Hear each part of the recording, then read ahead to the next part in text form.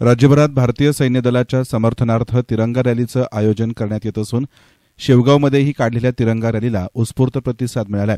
आमदार मोनिका राजळे यांच्या प्रमुख उपस्थितीमध्ये येथील डॉ. बाबासाहेब आंबेडकर यांच्या अश्वारूढ पुतळ्यास पुष्पहार अर्पण करण्यात येऊन तिरंगा रॅलीस सुरुवात करण्यात आली.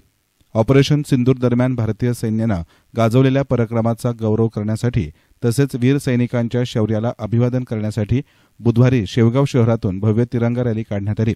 शहरातील डॉ. बाबासाहेब आंबेडकर चौकातून क्रांती चौक, छत्रपती शिवाजी महाराज चौक मार्गे शहीद भगतसिंग चौकपर्यंत रॅलीमध्ये हातात तिरंगा घेत भारत माता की जयच्या घोषणा देत अनेकांनी सहभाग नोंदवला. शहरातील खालची वेस येथील शनी मारुती मंदिरातील सभागृहात रॅलीची सांगता करण्यात आली. सांगता सभेत आमदार राजळे यांनी उपस्थितांना संबोधित केलं. त्या म्हणाल्या, भारतीय सैन्य दलाचे मनोबल उंचावण्यासाठी आणि त्यांच्या साहसाचं कौतुक करण्यासाठी ही तिरंगा रॅली आयोजित करण्यात आली होती.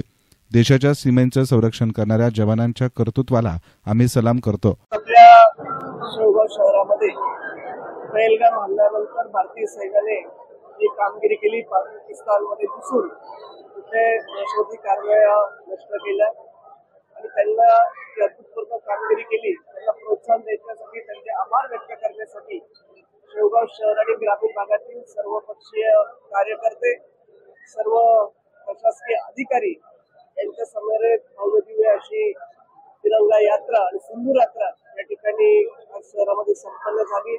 यामध्ये आमच्या सर्व माजी सैनिकांचा सन्मान या ठिकाणी करण्यात आलेला आहे. आणि शेवटी आम्ही आज आमच्या भागामध्ये सुरक्षित आहोत, फक्त आपल्या देशाच्या सैन्यामुळेच या ठिकाणी शक्य होत आहे.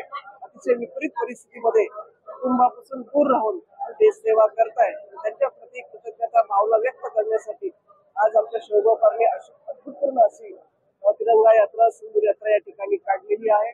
मी पुन्हा एकदा सर्व तालुक्याच्या वतीने, त्याचबरोबर मतदारसंघाच्या वतीने, सर्व पक्षीय नेते आणि सर्व प्रशासकीय अधिकारी कार्यकर्त्यांच्या वतीने या तिन्ही सैन्य दलाचे एक दिवसाचे पंतप्रधान नरेंद्रजी मोदी यांचे मनापासून आभार मानते आणि सैन्याला या कामगिरीसाठी शुभेच्छा व्यक्त करते. धन्यवाद. या रॅलीमध्ये माजी सैनिक, नगर परिषद, वनविभाग, महसूल, सार्वजनिक बांधकाम, पोलीस, अंगणवाडी, भाजपचे पदाधिकारी आणि कार्यकर्ते तसेच नागरिक मोठ्या संख्येनं सहभागी झाले होते. भारत मातेच्या जयघोषात परिसर दुमदुमून गेला. रॅली दरम्यान भारतीय जवानांच्या शौर्याचे गान करण्यात आले आणि देशभक्तीपर गीतही वाजवण्यात आली. एएसएन मीडियासाठी प्रतिनिधी संदीप देहडराय, शेवगाव.